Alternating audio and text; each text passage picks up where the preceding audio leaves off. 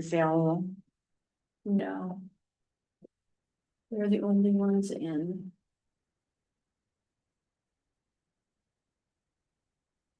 So we are ready to go. Good evening. Welcome to the Opioid Settlement Funds Advisory Committee. It's Wednesday, August 6th. It is 6:01 actually. Everyone around the table, do you want to just run your names by quickly? Sure.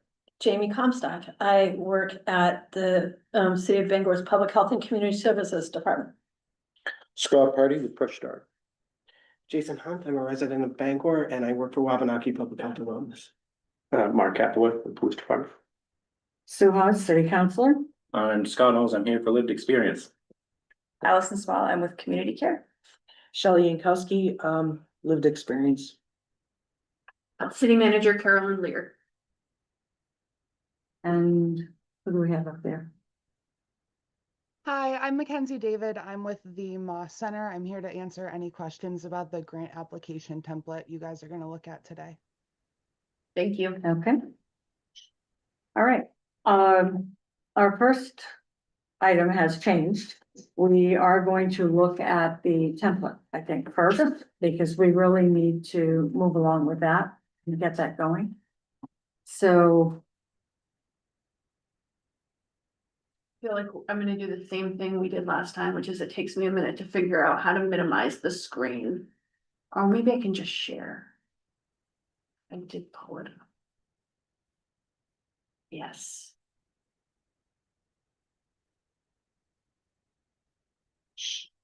Mackenzie, can you just confirm that you can see my screen? I can. Wonderful. So, what we've pulled up is a larger 12-page document, which is the Moss Center's, grant application template. I think, Sue, you agreed we'd start actually at the application as opposed to with the instructions. The first right. 8 or so pages are definitions and instructions and, framework for the applicant to read and understand. But the actual application, response starts, here. And it's pretty basic and simple, which I think is probably a characteristic that we would all appreciate as we, potentially sift through a large number of grant applications. The applicant information is pretty self-explanatory, as is the project information lines. Then moving on to the more, I think really the substance of what we would be looking at as a committee is the project description, which starts here at the bottom of page 10. With some pretty basic and directed questions asking the applicant to explain how their proposal will address the harms associated with the opioid crisis, the goals and the expected outcomes of their project. A question about organizational capacity to implement the project, which I think are all really standard questions in the grant application process. Then there's a box to sort of identify the population and the geographic area. I think for the most part, we'll be expecting the geographic area to be Bangor. But when you saw the sort of 12-page list of acceptable uses, it did include specific categories like pregnant women and newborns, incarcerated individuals. So theoretically, some of the proposals could sort of narrow down to one of those populations. Rationale and need. I think project timeline will be very interesting to us as well. I think we've all identified sort of a desire for quick impact investments. And so I think that's a very good thing to ask applicants to identify. Partners. And then Smarty objectives, I think this is a pretty standard, I've heard SMART and Smarty, but specific, measurable, time bound, inclusive, equitable, measurable objectives that the applicant is identifying, data tracking. And then this is a really interesting question as well, because it's something that we've already talked about is, what happens when the money goes away? Is this project sustainable without opioid settlement funds? Of course, we're gonna ask them to give us a number. That will be an important field if we use this template, and then a narrative about the spend. I expect here would be something like, we'll need most of this in year one, or, things like that. And then some really basic questions. Whether the project is new or existing. If existing, who they're serving annually. I mean, I expect, but maybe this is an assumption that's not fair, that much of the requests we receive will be for existing programs, not for new startups, but theoretically it could be a new program. Is it evidence-based? And then a list of pretty basic supporting documents, including resumes, a budget. The Moss Center also has a budget template that they provide. I'll defer to everyone here whether you feel like there's value in sort of digging into the template for the budget. And then space for supplemental materials. So I think it's wonderful, Mackenzie, that you're on to answer questions about the template. But from my perspective, it was pretty basic and self-explanatory. Easy to understand what we would be expecting to get in return if we were to use something like this. Any questions on that template? Not on the template. I do have a question about potential implementation of the template. Are we accepting, regardless of what one is passed, would we be accepting applications from organizations outside of the Bangor city limits? And is there a requirement within the funds for us to work within the city limits? So that's just a clarification, like, it doesn't matter to me, just need to know Yeah. what the process is. I don't think that there would be any requirement that the funds be, excuse me, used in Bangor, but I imagine that would be something that the council would have a lot of questions. If we were funding a project outside of Bangor. On the question of organizations, I imagine there's a lot of service providers that provide services in Bangor that aren't actually located in Bangor. So that seems to me like it would probably be an artificial limit. I do know there's another local town that granted a bunch of funds to an organization, 40 miles north of them. So I know that they do spread it out a little bit. I think that,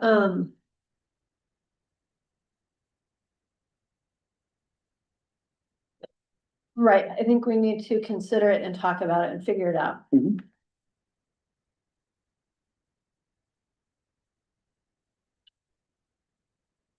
I would suggest that a scoring criteria be added to the RFP, then that we would give a higher score to those services that have an indirect impact to the Bangor, like services within the Bangor city limits. Not that it couldn't be provided by a provider outside, but the impact of the services would have to benefit the Bangor. Yeah. Well, there's a score, Rick. Yeah, so the Moss Center There does is one there. provide also a scoring template. Mackenzie, if you know off the top of your head, please jump in, but I imagine it doesn't necessarily address a geographic preference because some of the money is much more broadly applicable. Other communities have specifically said in their applications that all of the money spent must directly serve residents in their subdivision. So Mhm. if Sounds that's a good. route Mhm. you wanna go down, you totally may. You guys can add weights if you want to allow the money to be spent out of the city. You guys Yeah. can incorporate weights into your scoring rubric. Yep.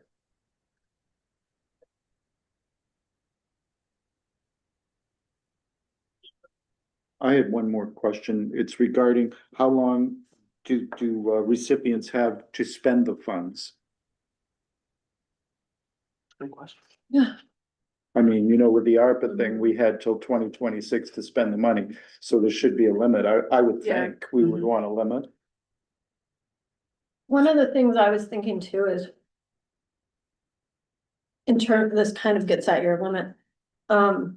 So I would say right now, we have what I would consider to be a pot of money that could be divided among several applicants and have a successful impact. I think then if we, zero out whatever line we have right now, and then, we're accruing 200, 220, 250 a year, something like that. I think something we need to look at is, do we then come back here every year and, make these decisions around each year's allocation? Do we, wait a certain amount of time for the pot to get bigger so we could then make other awards that would be more impactful because they would be a little bit larger? I know that, I have heard that, I think Oklahoma, for example, put some of their tobacco settlement funding into an account and it accrued interest, and now they're funding all of their prevention efforts off that interest. So like that could be, if we decided to wait for a bigger pot of money to accrue, we could put it in some account and generate interest. I'm not married to any of those thoughts, but I just think at $200,000 a year is not a lot to give out to organizations to make impact. Right. That was my concern too, and thank you for bringing it up. And I think this is a really important conversation to have. Like, if we make a big investment now, which I think we're all committed to making and making sure it goes out to the community, that I don't think there's any question about that. But then, let's say we put that 1.4 or whatever's remaining out into the community. That eats up like 1 year's worth of funding for 5 different agencies, right? So that goes out. So then what about year two? Where's the funding gonna come to support that for year two? We have $200,000 coming in for that year. How are we setting this up so that we are not creating a 1 year, impact without sustainability long term? And so if we were to, and I think we need to like think about how many awards we could put out reasonably and what the real impact of those awards are gonna be, or else we're gonna be in a place where we're right back to where we started, where there's lots of little buckets of money going out and not any one big impact, and very many efforts that are coordinated and sort of working. Well, sometimes a little money helps a small organization a lot too. But, on the other side of that is that we're only here till December 31st, right? Is that right? For now, Okay, unless it's extended by council, but I guess it's, and it may well be. Yeah. We don't know that yet. and then what? Does it get new members? I don't know how that would work, if it would require. I mean, that could be very disruptive to the process. I know, that's right? not neither here nor there, Yeah. so. That would be. Yeah. Part Down of the the road. discussion of the ending date and. Yeah, down the road. I think, oops, go ahead. I would, to your point about sort of having that discussion about making sure you have enough impact, you're choosing a project that's gonna have a big impact and, not so dissipating the money that you can't really feel the impact. It might be really hard to make those decisions until we see what the proposals even Right. are and score them. And my understanding is that the city council would be scoring them, not us. No, No? this committee will Yeah, be reviewing and scoring and then making recommendations to the council. That's gonna put a lot of us out of the process, Why? because we are agencies within the community. It's that- gonna, well, if we It's a conflict of have, interest. if we have people on the committee, then we would have to have a little subset that would score for us. They'd have to abstain, right? From, How many pages was that scoring thing? I'm just thinking that times every application times, how much time is that actually? I don't know. it's a lot more instruction. Yeah, it is. Mhm. Than it. It's like, once you understand it, you can just like, you don't Yeah, have to go through it every single time. Right on. Another And- question I had was, when we were at the council workshop the other night, and this group, minus Lisa, who wasn't here, agreed unanimously to put forth the proposal. And then in the conversation among the counselors, at least one said that they had not been in favor of the proposal. And so it got me to wondering, what then, like, could this committee have more clarity around, like, where does our work stop, right? When we make recommendations, what happens then if the city council, who recommended that, who called for our formation? Right. You know, I'm fuzzy on that, and I would appreciate some clarity about that so that we all feel empowered to do the job that the city council charged us with. can I ask you a question? Do you mean you want to, just, we put it to the council and they make the decision? They may deny it, right? And then what though, Then what do we do? Then- right? Well, Then, Start over? Start over. You would either bring it back to committee and rework it based on what was said for pros and cons and, okay, or you leave it lie Die. and you move on to another project. okay. But that would be knowing that the city council is the one who rejected it, not this committee. Right, Correct. Right. I also, some of the things we talked about at the last meeting was getting to hear from some of the community-based organizations, so that when we create this RFP, we may want to put we may want to recommend certain criteria in RFP to make sure that we are addressing those needs that the community has asked us to. So I just feel like putting an RFP out there that is this open, without hearing directly from some of our community partners who are doing this work about what they see as the biggest need, to make sure that we are really focusing in and using these dollars in the way that the community wants us to, first of all. And second of all, using them in a way that actually meets. I know there's been concern that our previous recommendation did not meet the criteria or the tenet of this funding, and I want to avoid that at all costs moving forward. Um. I think that, what you say is basically correct, we definitely, but we were the group that they was selected to be. And if we want to interview people. Yeah. Then that only makes sense, but do we pick out who we want to interview, kind of like the ARPA thing was, remember, Sue, they picked. The ones that scored okay, and then ask them to come in. So you're saying the RFP goes first, and Yeah. then based on that, if the shining stars Yeah. of the RFP process would then get some interviews. I that's fine. I like that. To That me, does is it. okay. It's not my preferred method, but I'm okay with it. I can live with it. I think that moves it along instead Well, of, and it eliminates listening to 35 places Yeah. instead of the top 10. and also I noted that, that with the Together place that was tentatively coming in tonight, that nobody else was really formally invited. But it's my understanding other could have come, but we never put it out there. So, We had invited them for comment specifically to hear about the issues. That I know they're it, but facing. I Yeah. believe it had come across as, others could come too. I took that from I thought we were gonna do that. separately. Yeah. Yeah. Yeah, I thought that because. I think we understood that perhaps the Together Place was an urgent Urgent issue. need, yeah. That we wanted to find out more about what was happening with them.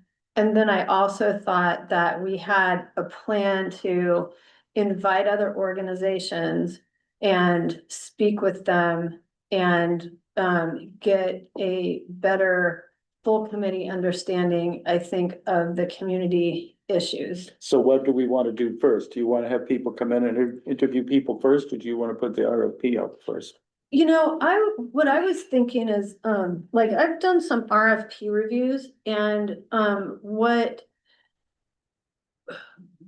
one of the things I always notice is that some are really slickly put together and some are not.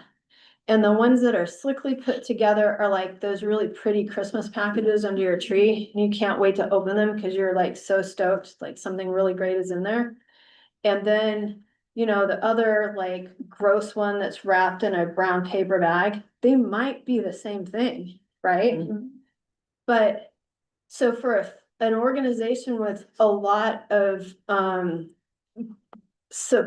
capacity in grant writing has the edge when an RFP is They turned do, in. absolutely. And that's why I kind of think that it might be better to hear from people before we do that, even though it will add a little bit of time to our process. We don't want to add a lot of time Can to our Can I process. just ask why? Why, like, for example, there's already an outlined use for this money, right? Like a written down, this is what it can be used for. Right. Why are we closing that scope more? Cause that's us controlling it instead of allowing the community to tell us what they need. Seems like sending out the RFP would tell us what they need. I don't see it that way at all. I see it as that we are actually asking the community prior to say, what do you want us to fund? You know, are there certain things that you would like to see as priorities? Not just what's on the list from the opioid settlement, because that's a really broad list. But if they said, 30-day treatment facilities, this is just an example, no bias. But if they said, we feel like this city needs to have more 30-day treatment facilities, and we want you to spend the money on making sure that happens, then I feel like we then have the responsibility to say, we will put out an RFP that promotes that need within the community. Okay, so can we do, instead of calling an RFP, can we send out a request of information from people about what they want instead of bringing people in here and wasting a bunch of time? Yeah. It feels like. Or then we could get- maybe we could take a vote. Which way do we want to go? No, I Huh? think I that, feel like do it'd be Yeah, more let's take a vote. productive, you know? Yeah, I mean, I think we need a better shared understanding, right? Of stuff that like, maybe I don't know, I know a lot about prevention. Maybe I know a little bit less about recovery housing, right? So how, what's a good way to make that happen? And I definitely see your point. I see that we don't want to spend a lot of time doing this. But to Jason's point, I was just thinking like if someone said naloxone, for example, is the number one, like that's the first thing on that list. And we already have a whole bunch of it here. So if someone said, I'm gonna buy a bunch of naloxone and hand it out, you know, You got plenty. we got plenty right now. Okay, so it's my understanding, so are we gonna take a vote to, if it's RFP first, or if it's interviews first? Am I getting that correct? Jason? I'm not sure that you can have a vote with two outcomes, so that's. Well, no, I we'll mean, vote either. You know, however, whatever you want, and then we got two choices, A or B. Why does it have to be either or? Well, because, That's why we can't be doing, why the RFP can't be out and at the same time we're learning. well, that What makes folks sense. are too. looking for so that when things are coming in, we're Okay, prioritizing. as I long don't as, know if we need to delay people being able to apply right, I agree. I'm an while RFP we're learning. person myself, yeah. I think that that's the work that we could be doing while the Perfect. RFP work is happening. Do Thank we you. have any interest in asking Mackenzie if she has any insights on what other towns have done? And maybe what's worked and what has worked less well? Maybe she doesn't know, but is anyone interested? Yes. It's right there. Related to gathering information from the community, people have done a lot of different things. They've had like provider, they called it a workshop, but it was more, they had a provider focused time for providers in the community to come in and talk about what they think the needs are. And then they had a public workshop where the public came in and did the same thing. People have put out community surveys.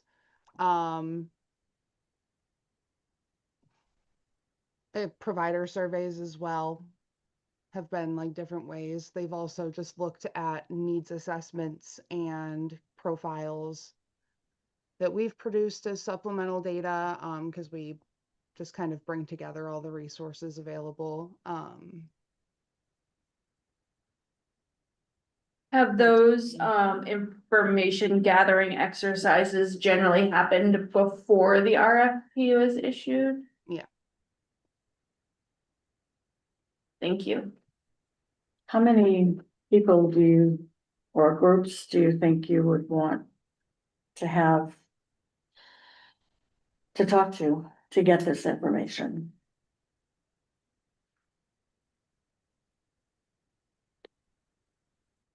Roughly.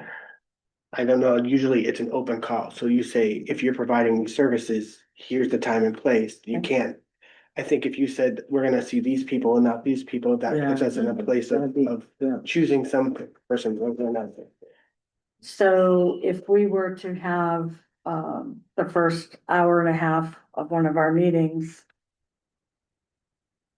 open for people to come in and answer some of those questions, would be quicker than doing surveys, would be quicker than mailing out other things, like just an information proposal.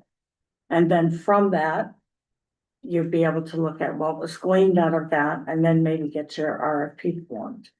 Now we're gonna talk about this later, but we talked about having two back-to-back meetings to get on track for Yeah. the new chambers. So maybe we do that, we put a call out for people to come to the first one. Yeah. Give an hour and a half, and then we'll just, after that adjourns, we keep going into the latter part of the first. And then the next week, we would have to work on the RFP. And I don't think Okay. there's a perfect option, and I'm not against. I think that what I wanna make sure is that we've really done our due diligence and listening to what the community is telling us. And there, another, option is to do what you said is a request for information first.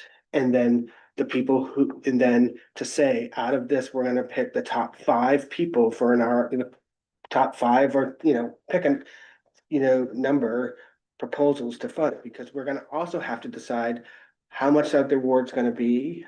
What is, what is the ceiling and what is the floor for an award? That means we're gonna have to limit the amount of awards that we go out, because not everybody, let's say we had 15 people apply, and do we have enough funds currently in the bank to, to fund 15 awards, right? At a level that has an impact. And so I just think all these things have to be thought about at once and not just.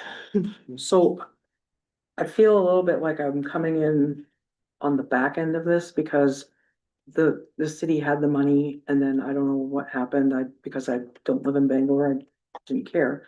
And then, now you talk as though the community has already put in input, or where does this input come from? Because I don't have anybody coming up to me and saying, hey, but I mean, you guys live in that world. Yeah. So I don't know if you are getting people to talk to you about different ideas. We've received 2 communications today about the process and the current recommendation that's standing. Right. And so, I got and that one. there's a concern in those recommendations that we are not addressing certain tenets of the opioid settlement fund. And Right. so that's what I get what you're saying, and I know we have to be cautious of that, but I just don't know where or how these community members are supposed to contact us or let us know what they want. Did anybody ever do? You put out a call for proposals or a call for information, so that's a public announcement. Okay, that so, goes- but that wouldn't be just the people looking for the funds, that could be townspeople that wanna input something? Is that what you're thinking? That's 'Cause usually two separate. when you say things. community, you Yeah. mean the community of the opioid issue? That's your community is what you're saying? Okay. Providers, yeah. Specific. I was thinking you were thinking like the entire city of Bangor, and I was like, that's too much. It But looks like, what there right? will be time for for that comment at the city council. So when the city council goes Okay. to vote Okay. that, the public will have an opportunity to provide their comment. Yeah. On whether or not they like the proposal or not, in hopes that they influence city council to vote, you know, that the constituents are expressing their. Right, So, okay, I get what you're saying. yeah. My brain gets twisted up on the order of it, and I Yeah. feel like Yeah. I don't wanna repeat myself. Yeah. But it's like saying, what all do you guys want? And then, okay, now tell us what you want. Instead of tell us what you want, and then what do you guys, these are the options, what do you guys think about it? What does this need to get spent on? Doesn't that seem like it makes more sense? I liked, your suggestion. We're doing We both put at the out same the time. RFP, But it- yeah. Sometimes it's the loudest voice, Mm-hmm. right?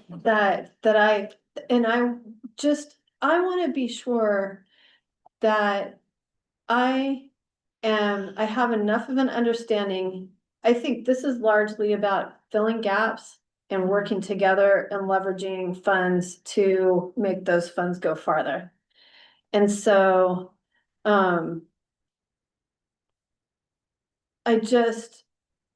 I think there's also an opportunity for us, if we hear about a gap that we know exists in the community, but no one applies to fill that gap. Like, I think there's also an opportunity for us to be proactive and say, we think this is very important and we want to fill that gap.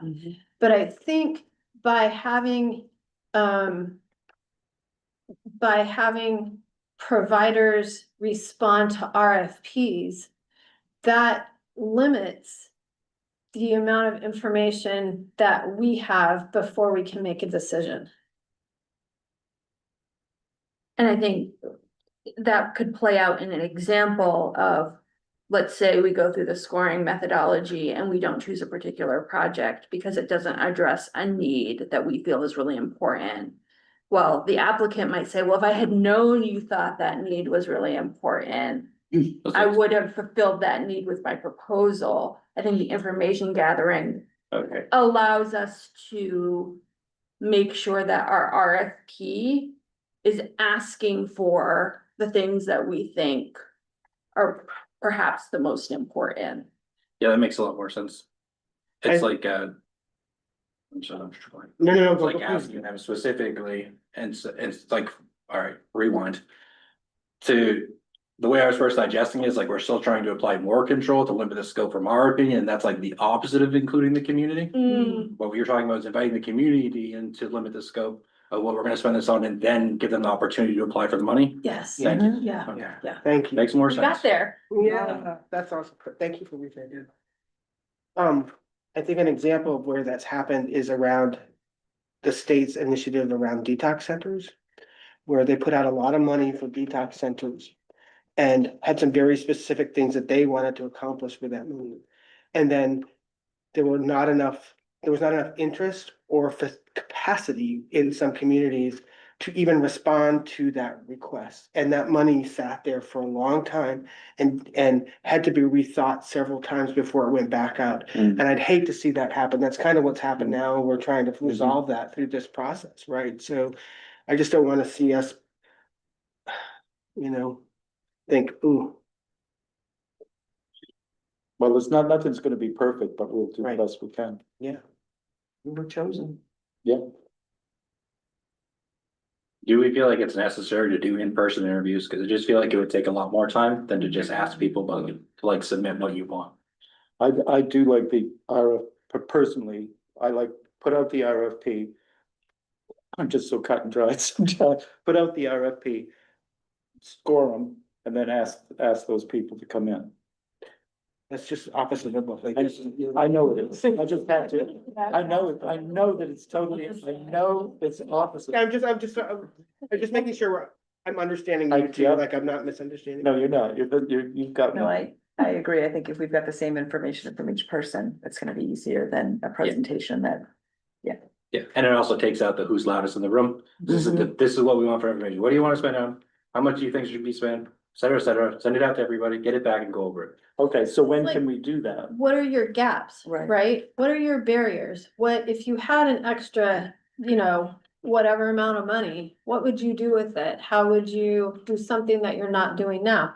Some of the answers might be, I would just, I know that my funding is being pulled. I would just be able to do the same thing I'm doing now. I mean, that's gonna be a reality. But I think if we ask, I don't know if it's possible, but like a fair way to do it probably would be to come up with a list of questions. And then to say, if you're interested in helping us learn about this issue, please fill this out and return it, and the committee will review it.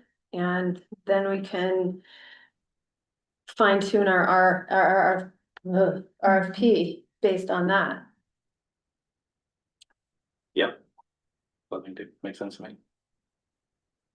So more like the survey methodology that some towns have used. Yeah, but more like an open-ended, Question. yeah, yeah, What do you need? right. Shoot. Yeah, why, which, you know, which of these things? I don't even know if you'd need to ask which of these things, but it would be like broadly, here are the broad categories. What's missing in our community? Cause I think a lot of times I'll give you an example. We have a lot of housing navigators in our community and we don't have a lot of housing. And so there have been a lot of funding opportunities for housing navigators, but if you don't have housing, then you have a more limited need for housing navigation. So, you know, more insight into issues like that. There is kind of a happy medium between the two, process. I've been around a while, I've seen it all, and that's called the letter of intent. Oh, And so what yeah. happens, so what you do, it's like the pre-RFP. You put it out and say, are you interested in potentially applying for this money? If so, what are your needs? What is the funding range you're looking for? And some entities make you put that letter of intent in to be qualified for the final round. Some places don't. I have no preference around it. But the letter of intent gives us an idea, it's that information seeking, but it also gives us an idea of who and what those things are in a very formal way to say, these are the, it's like a pre-RFP. Yeah, didn't we have to do that for the state money? Yeah. Okay, yeah, because I knew I thought that made sense. Talking about, but okay. Yeah. Letter of intent sounds great. Yeah, that's makes sense. Yeah, I like I that. agree too. Yeah, Me too. good Okay. solution. How do we disseminate that to make sure everybody gets it? It goes through the city channels and it goes through Put it out on your website. I think we could all like send it out in our, Yep, you know, Personal stuff. communications, newsletters, like, post it on our websites, yeah, yep. Have to decide like okay. on it, how long, you know. How long we give people to respond to that. Deadline. Do It can be a short time. Some letters of intents are just 2 Yeah. weeks. 2 weeks. Yeah, Yeah, Those no. are easy to pull together. Mackenzie, does the Moss Center have a letter of intent template? I was looking at the materials I received and I didn't see one, but it wouldn't surprise me if you did. I don't think we have one exactly, but we could very easily create one.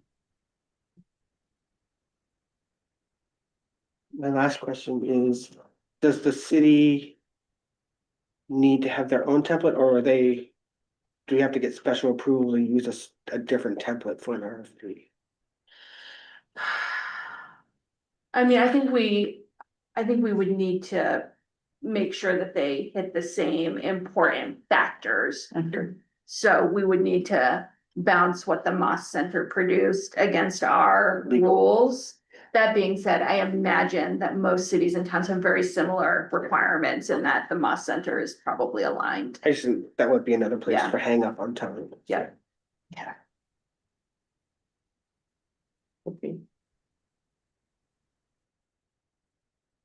So, would this committee like city staff to frame a letter of, intent for request for dissemination for this committee to review and approve? Okay. Yeah, I just want, That's a good idea. and I don't think I'm gonna get any pushback on, I just wanna make sure that it's like basic and generic, so it's not like, so people can tell us. what Right. There's a really simple one that you can pull up on, AI has constructed for you that on what to do with the opioid settlement funds. It's pretty simple. So the response time you wanna make sure is short. Yeah. They were mentioning 2 weeks to get that back.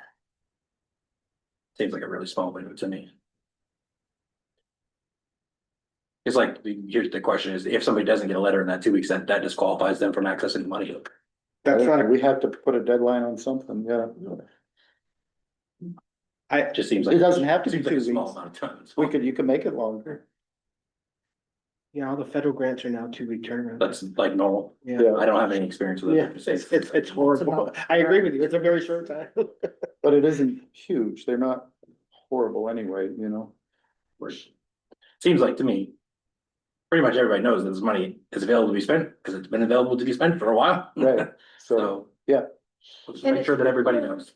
right. So it's just like, hey, this is what I do, this is the gap I see, this is Yeah. what I would do if I had funds. Yeah. Do we, like. I've been part of, RFP review processes where, for example, at the beginning, people designed their project for maybe like $50,000, right? And then at the end, because of funding available, maybe they were only gonna get 25.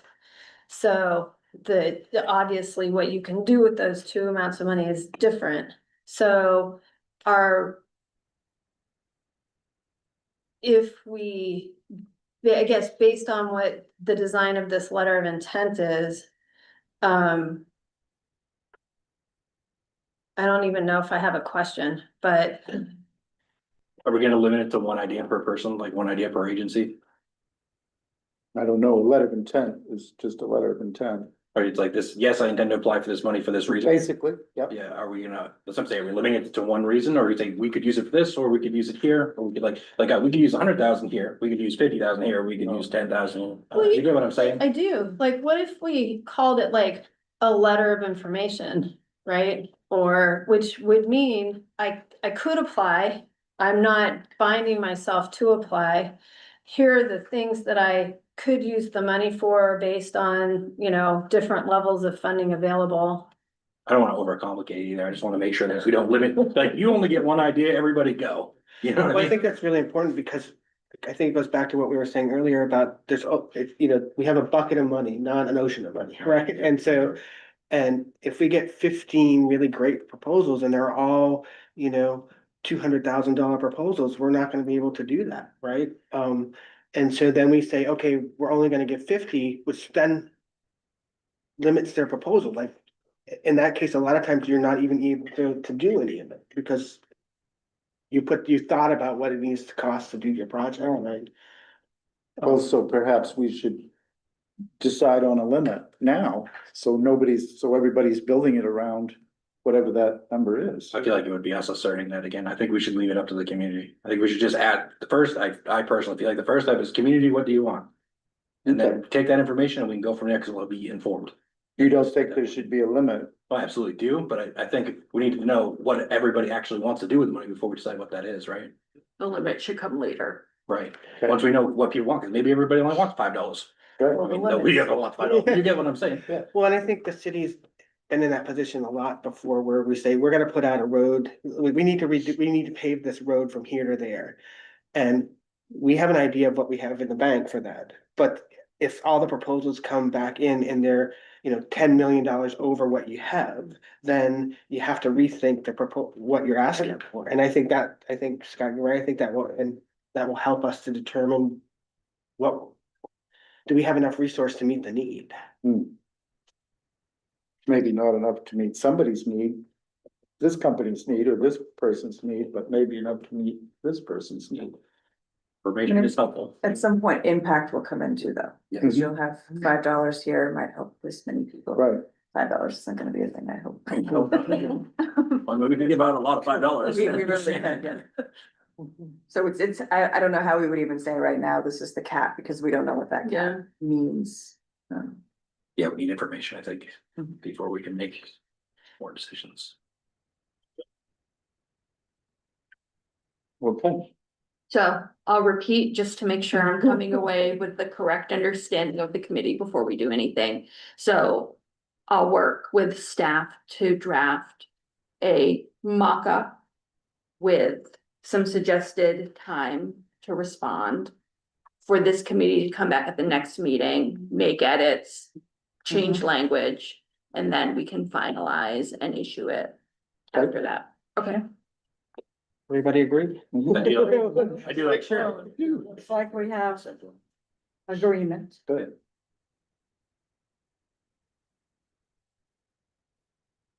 Okay. So that's on the letter of intent. Did you have something else you were gonna? Other items? So I mean, I really think we've covered agenda item 2 and 3. Yeah. Because we've now arrived at stakeholder input via the Mhm. letter of intent. We looked over the Moss Center's Mhm. template. The next item on our list is to discuss schedule. Yeah. Which we should do. Before we bounce out of here, forget. Are we gonna discuss the letters at all, or is that? No. We can. If you'd like.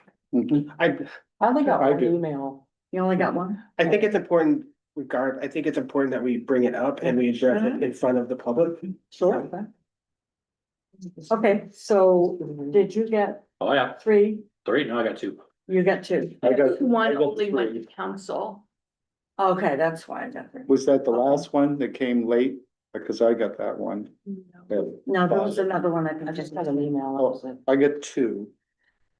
Okay. And You got then 2. I got I just, yeah, I only got 2, You got 2, not okay, 3. you're right, the third one went, so. I feel like I echoed a lot of those sentiments Me when we were too. talking about doing it. And I understand why they're mad about it, because I don't really like it either.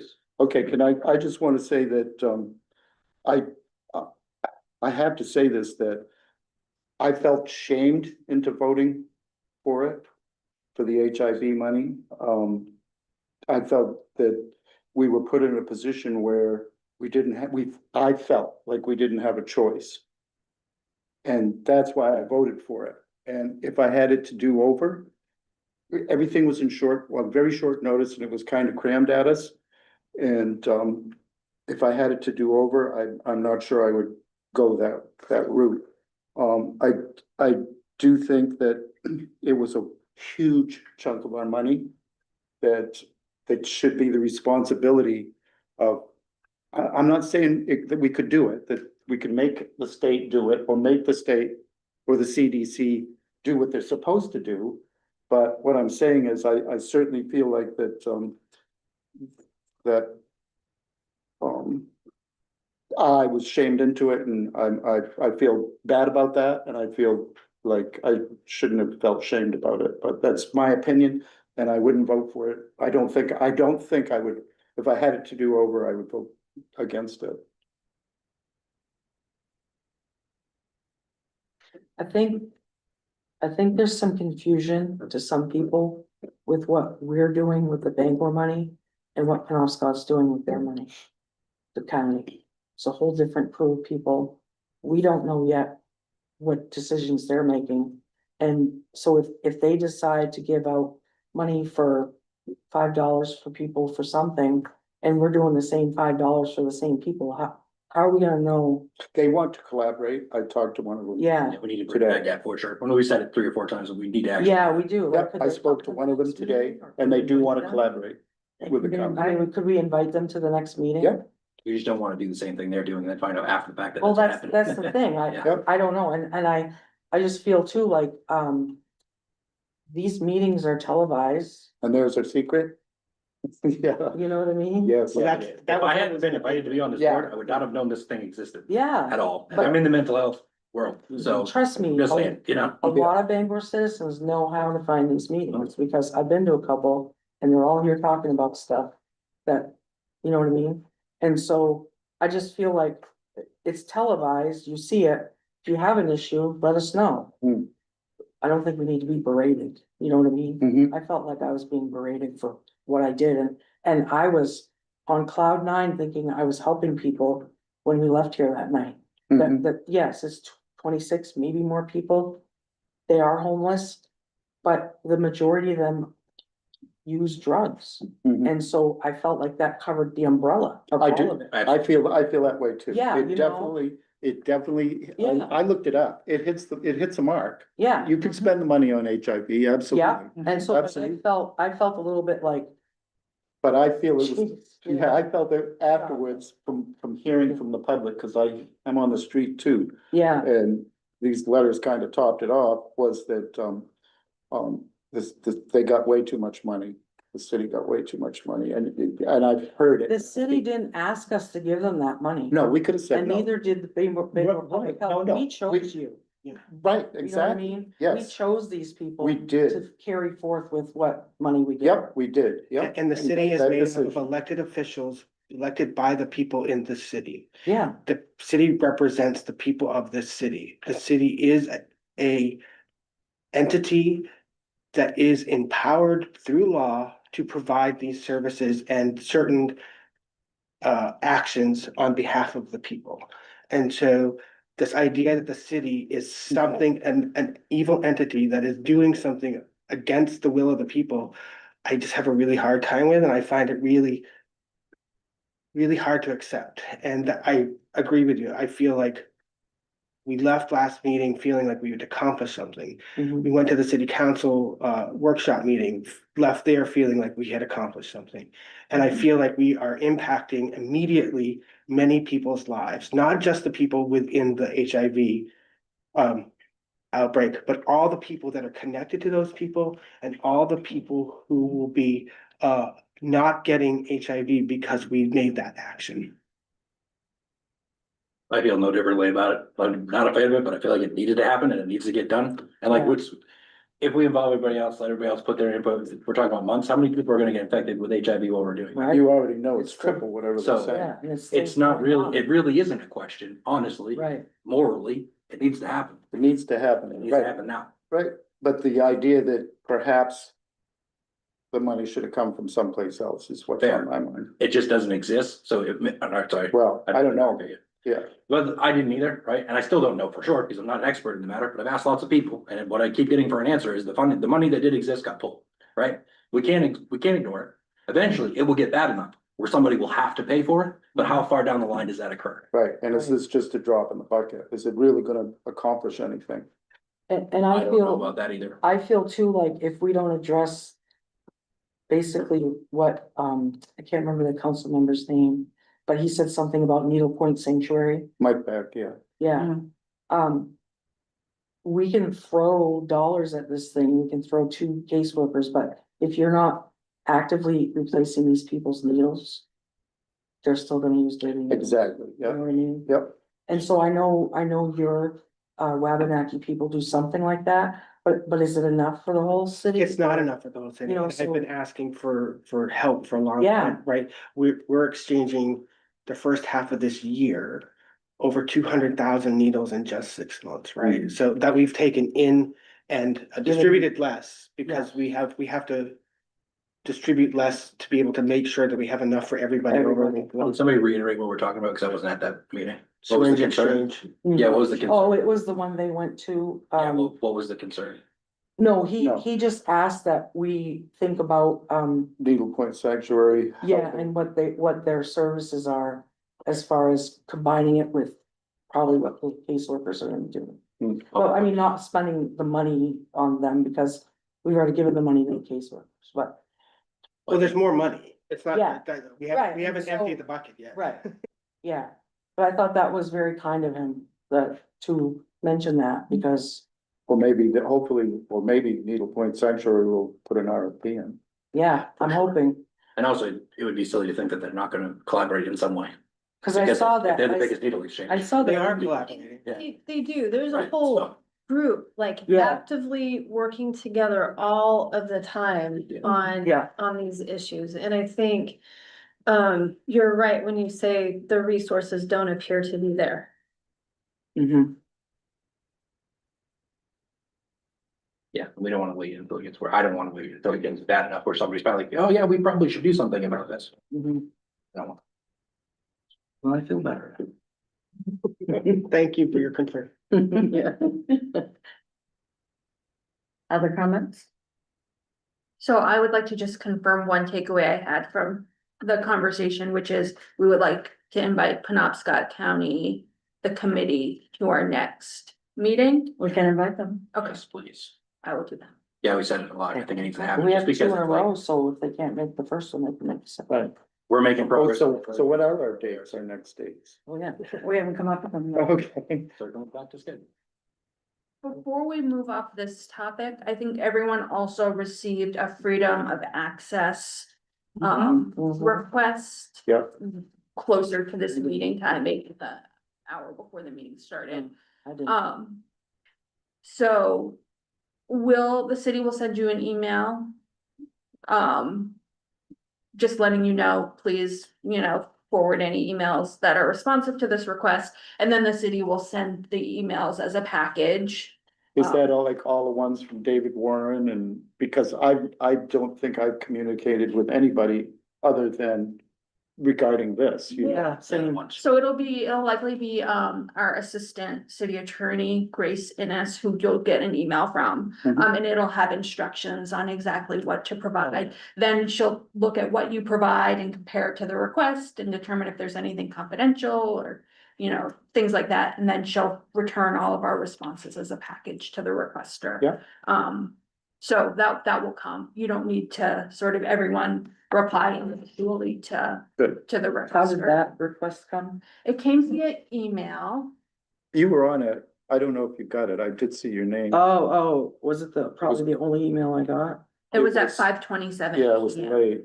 No, From Courtney Gary Allen. Oh, no, you're not listed on that. no, I'm not. Like, hit us all, you know what I mean? Yeah, I didn't.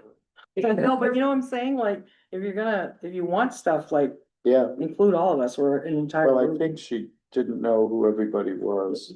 You're right, there are several committee members not included on it. Yeah, Can you You forward that were to not me? the only one who was omitted. what's your email? It's Do I her. have it? Oh, yeah, let me send it to you. Okay.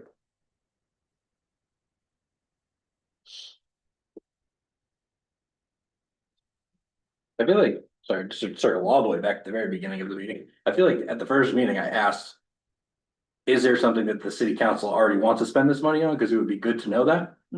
I don't, Is that a thing? I think they What is picked it? us to figure out how to spend the money. Like, the way that I've been involved in this for like a year now. Okay. And so about a year ago, the city manager asked the health department to come up with a proposal.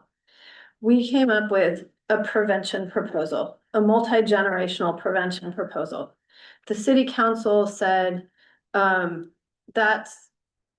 it went back and forth with us and the city manager. The city council said, we would like we want to know what the residents and citizens say about this.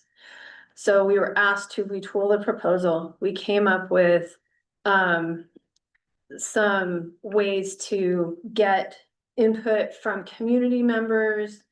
And then the city council said, that will take too long because it was a September date. They said that will take too long. We don't want to wait that long. Let's convene a committee like the Parks and Rec department had for their committee. This is the committee. Okay. So, I think my sense is that, and you were right, whoever said it, the case management proposal did not come from the public health department. Mhm. Although I did email out a version of the same prevention proposal that we submitted at the very beginning. So I don't think that the city council has their eye on anything in particular, but they are interested in knowing what the community thinks we should be addressing with these funds. Have they expressed any hard line, we're not doing this on anything? Like whatever this thing is, that's a definite no? I don't think Okay, I'm so. just wondering. Yeah. Okay, thanks.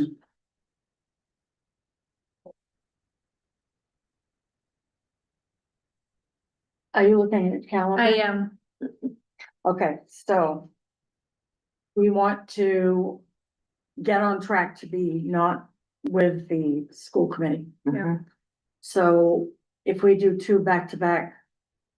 What are the two that we have to do in order to do that? Well, we could We'll do the next week, 13th, the 13th, And then the 27th. and then the 27th.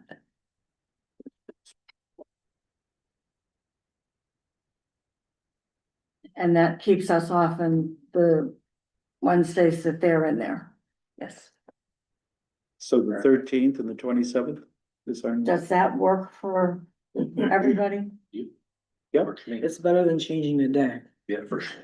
Okay, so it's gonna be Wednesday still, 13th, 27th. 6 p.m.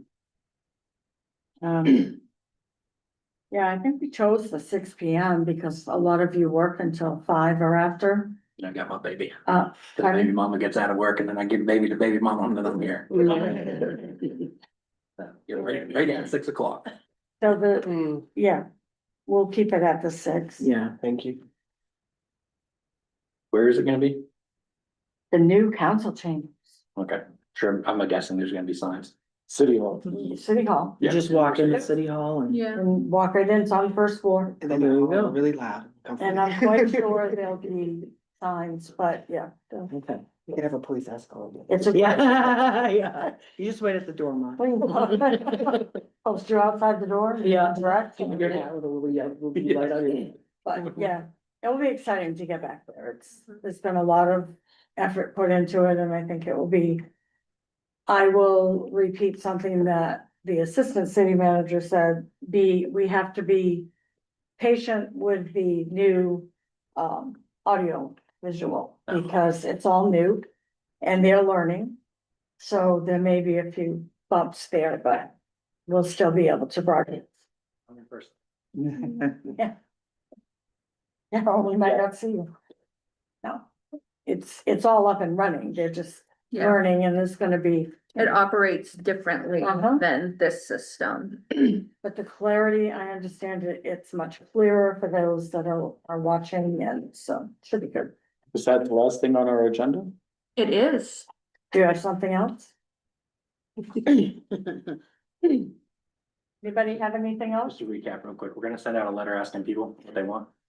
It's gonna happen, when is that gonna happen next time? Yes. Yeah, I'll come with a draft next time for you. I would like the committee to approve the draft rather than just. Yeah, we. We'll want to see it. Yeah. Cool. Thank you. All right. Well, if there's nothing else, it's 7:05, we're adjourned. Yeah. Thank you. That's it. Bye. Thank you for your help. I don't know.